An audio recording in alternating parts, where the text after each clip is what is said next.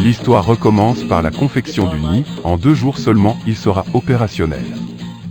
La petite femelle ne perd plus de temps à modifier l'accès, en sculptant l'ouverture.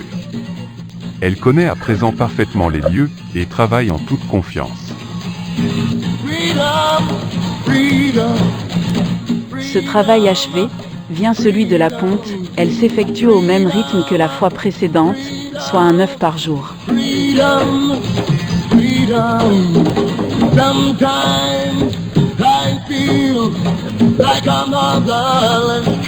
La ponte est travail épuisant, en raison de la dépense d'énergie nécessaire à la production de la coquille. La petite femelle a besoin d'une importante quantité de chaux, qu'elle tire dans le pire des cas, de ses propres os. Les œufs de la mésange sont blancs mouchetés de marron. Chaque espèce d'oiseau a sa propre couleur. Tous présentent un certain raffinement dans l'art du camouflage.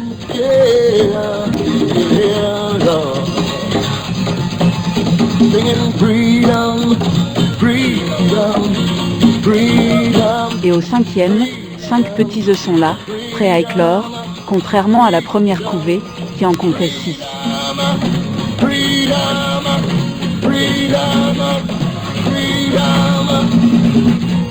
La couvaison va durer une douzaine de jours, avant qu'apparaisse le premier oisillon.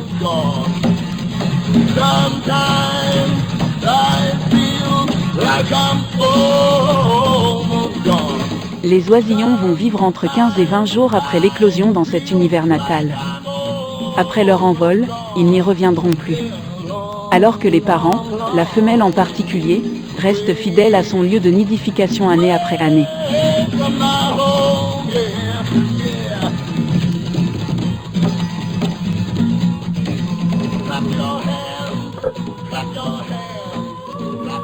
Enfin le voilà.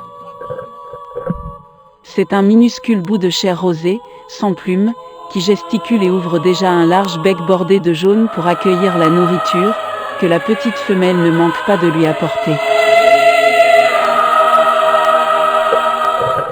C'est avec une extrême délicatesse qu'elle le nourrit.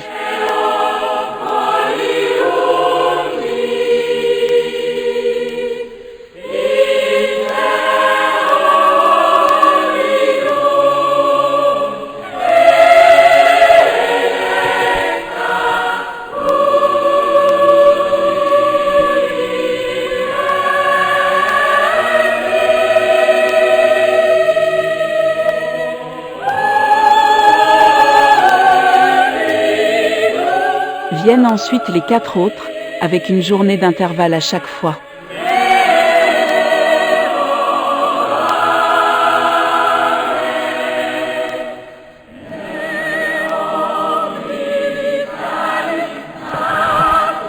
Il y a là une infinie tendresse, qui se multiplie par des gestes tout en douceur, pour que chaque oisillon soit nourri convenablement et sans brusquerie. Il faut simultanément nourrir les uns et préserver les œufs non encore éclos. La petite femelle accomplit sa tâche avec minutie, elle sait combien sa descendance est fragile. Elle veille à tout et semble se réjouir du spectacle que lui donne l'évolution de ses poussins.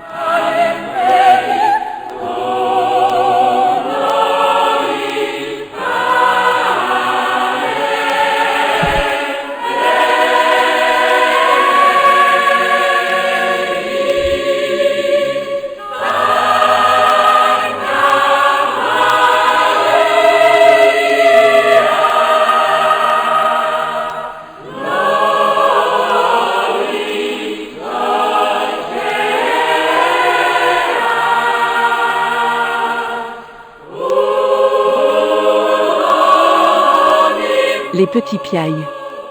La charbonnière insinule, son chant comme pour la plupart des oiseaux est matinal et l'on peut noter que ce moment artistique est essentiellement produit par le mâle.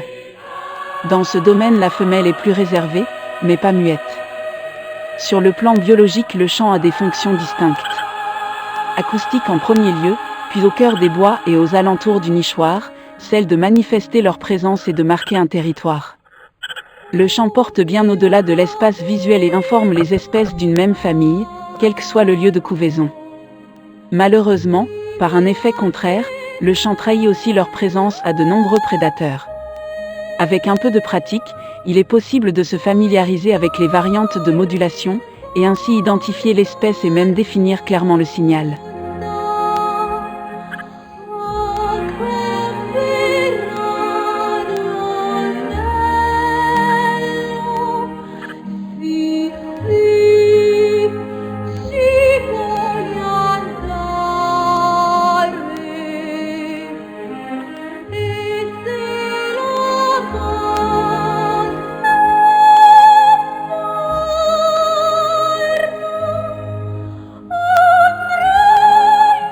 À la naissance de l'avant-dernier, nous remarquons que chez les mésanges, rien ne se perd.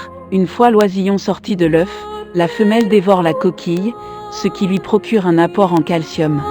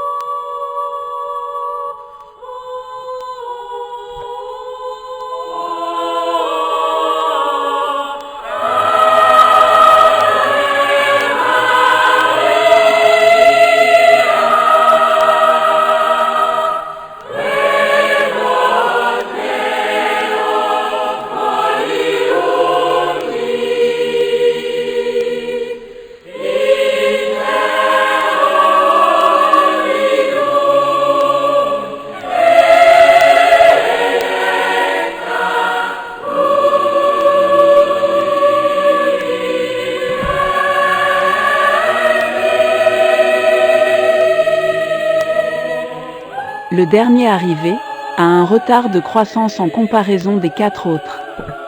C'est toujours plus difficile pour lui, son avenir reste fragile, et d'ailleurs il ne survivra pas.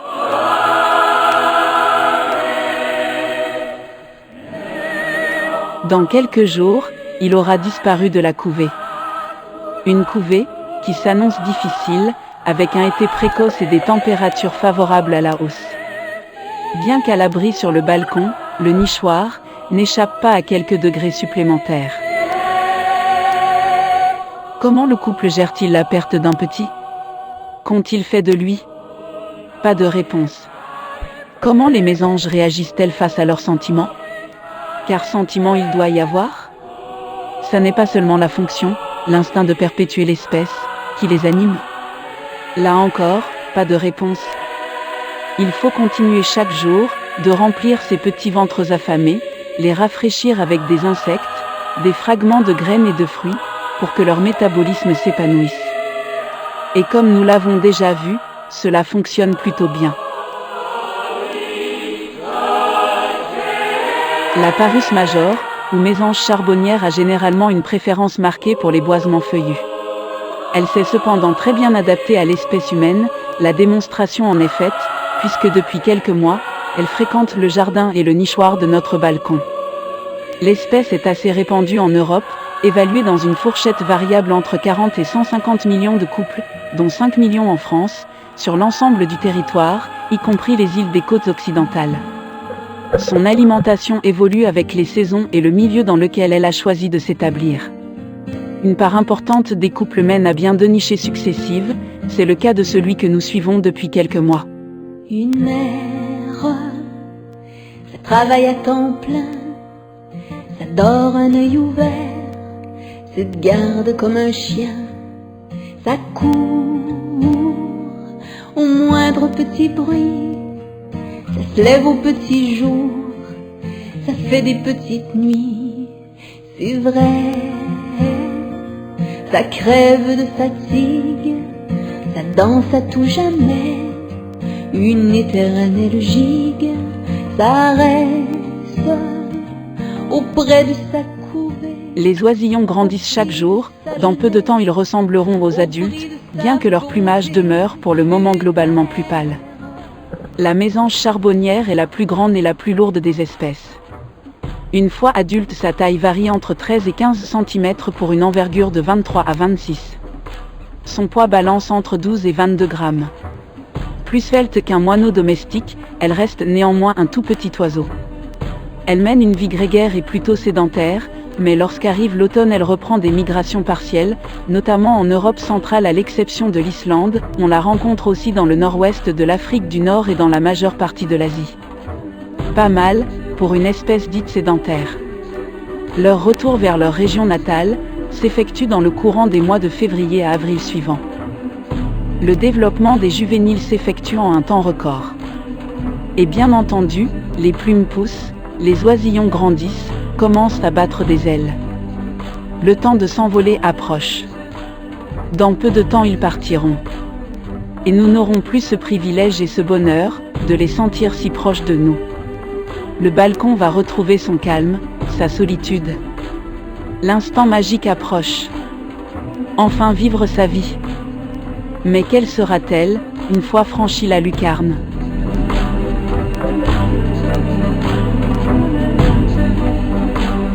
Qu'y a-t-il de l'autre côté ? C'est toute une aventure qui les attend.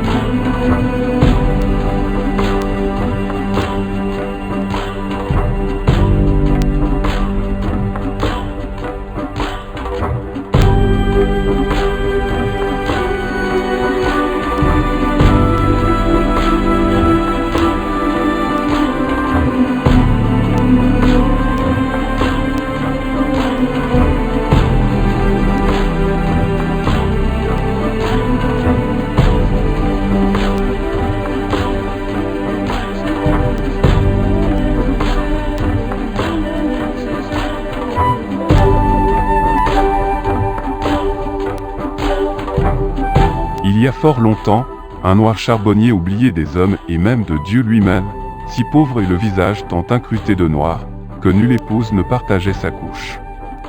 Une année, ayant vendu 3 peaux de renard à la foire de Beaucaire, il acheta une mésange qui voltigeait dans une cage de fer spacieuse. Spacieuse, mais cage tout de même. Le charbonnier n'était plus seul. Le soir, au retour de son labeur, il questionnait l'oiseau. « Mésange, ma belle ange, es-tu heureuse en ma maison ?» Charbonnier, mon bon maître, je ne suis point heureuse ici. Une seule chose pourrait me redonner le bonheur, ce serait que vous m'accordiez la liberté. L'homme en pleurs ne voulut point accéder à un tel sacrifice. La mésange se prit aussi à pleurer. Ses larmes tombant sur la grille de fer de la cage, crépitèrent et se changèrent en perles précieuses. Voilà le début d'un conte de Mireille Olioso, inspiré de thèmes traditionnels audois. La légende dit qu'un jour l'oiseau captif parvint à s'enfuir. Ce serait depuis ce temps que la mésange charbonnière porte sur sa poitrine une longue ligne noire souvenir de sa captivité et que naquit l'expression « Charbonnier n'est point maître chez soi ».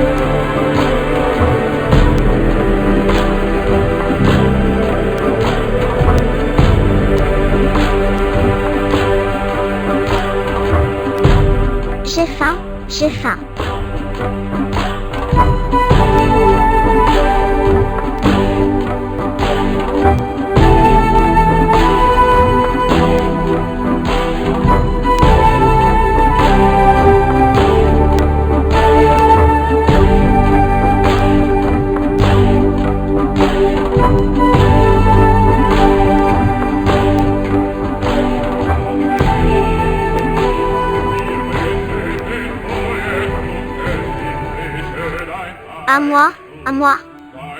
Non, lui, il en a déjà eu. À moi, à moi. Mais pousse-toi. Tu prends tout le nid. Encore, encore, encore.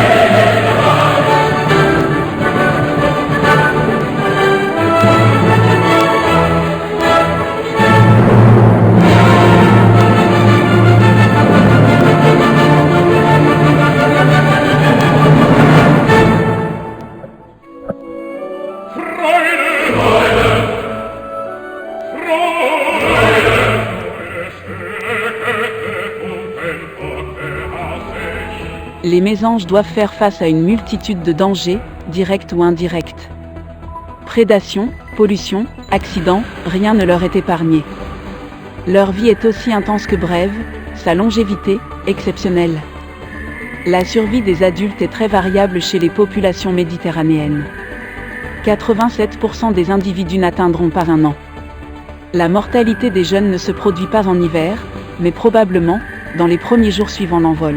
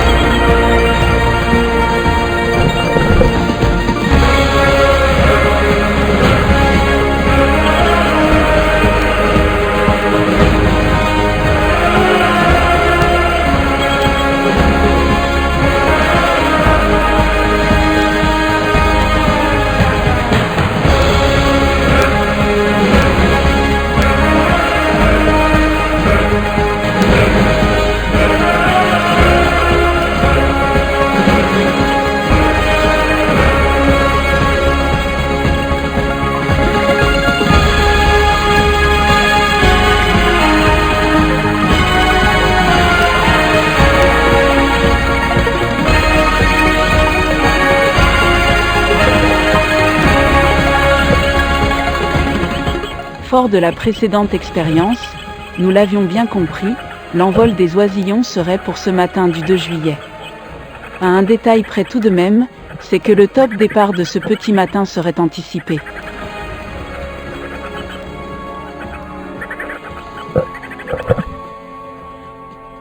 Résultat, le premier-né est déjà prêt pour son envol, mais pas l'opérateur. L'installation précipitée de la caméra sous le nichoir s'effectue dans la panique.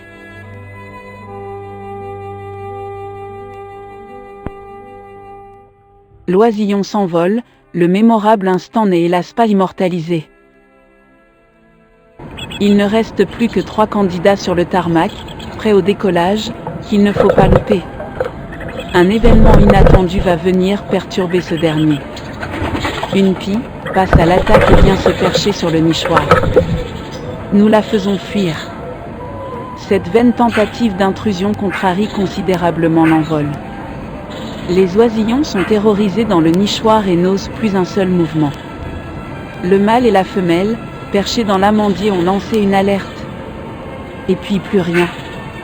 Un silence. La pie s'est éloignée, mais elle est toujours dans les parages, jacasse, manifestant sa présence. Elle finira par abandonner. Il faudra plus de 40 minutes avant que les oisillons reprennent confiance et espoir de pouvoir sortir. La petite femelle vient les voir une ultime fois, maintenant le moment est venu d'y aller.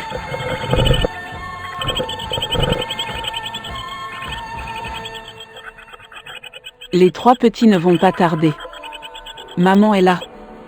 Tellement rassurante pour sa progéniture, et soucieuse de maintenir encore l'intérieur du nichoir, aussi propre qu'au premier jour. Alors que dans quelques minutes à peine, cela n'aura plus vraiment d'importance.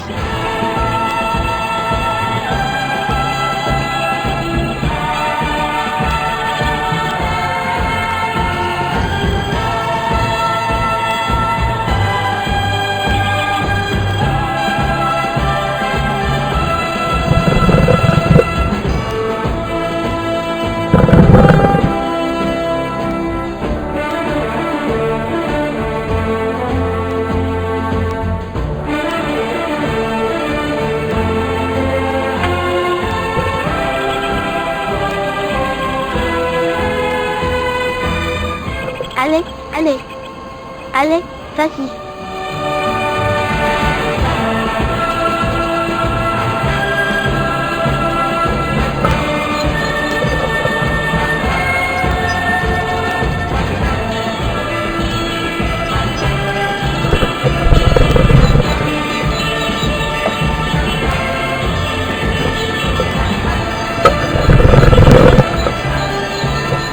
Ils sortent à la queue leu-leu avec une rare rapidité.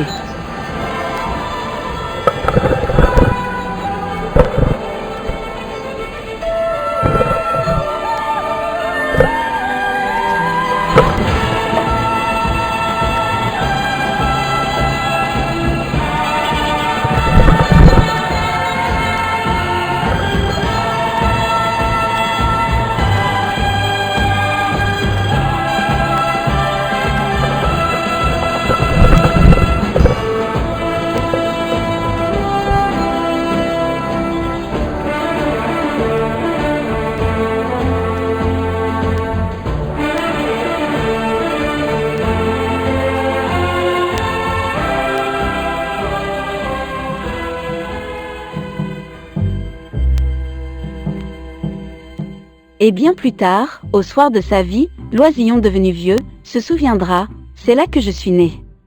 Si tu savais comment on s'ennuie à la manie, tu m'écrirais bien plus souvent à la manie qu'au-avant. Parfois je pense à toi si fort, je regrette ton âme et ton corps, je te regarde et m'émerveille, je me prolonge. Et les 4 sont sains et saufs. Nous les avons revus 2 jours plus tard dans l'amandier au nord du jardin. Ils semblaient vifs, heureux et épanouis, sachant bien que dans quelques jours, devenus suffisamment forts, ils s'envoleront pour un long, très long voyage. Celui de la vie. Ton front doux comme fine soie et tes yeux de velours. Te tournes-tu vers la côte nord pour voir un peu, pour voir encore ma main qui te fait signe d'attendre. Soir et matin je tends les bras, je te rejoins où que tu sois et je te garde. Dis-moi ce qui se passe à Trois-Rivières et à Québec,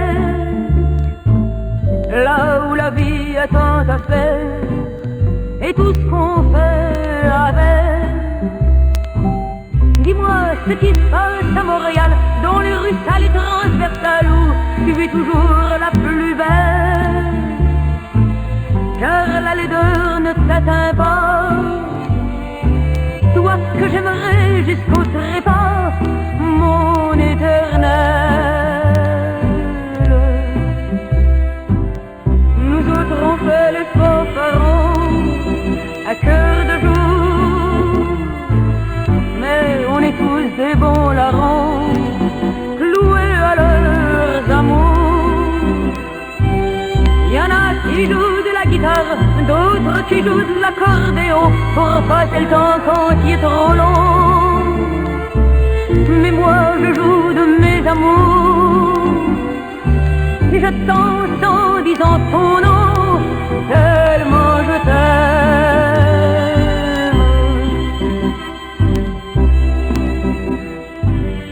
Si tu savais comme on s'ennuie à la manie, tu m'écrirais bien plus souvent à la manie qu'Ouagan.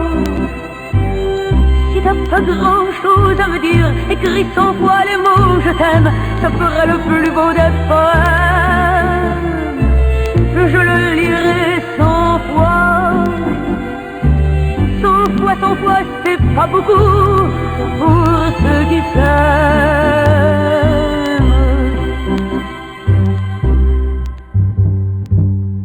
Si tu savais comme on s'ennuie à la manie, tu m'écrirais bien plus souvent à la manie qu'Ouagan.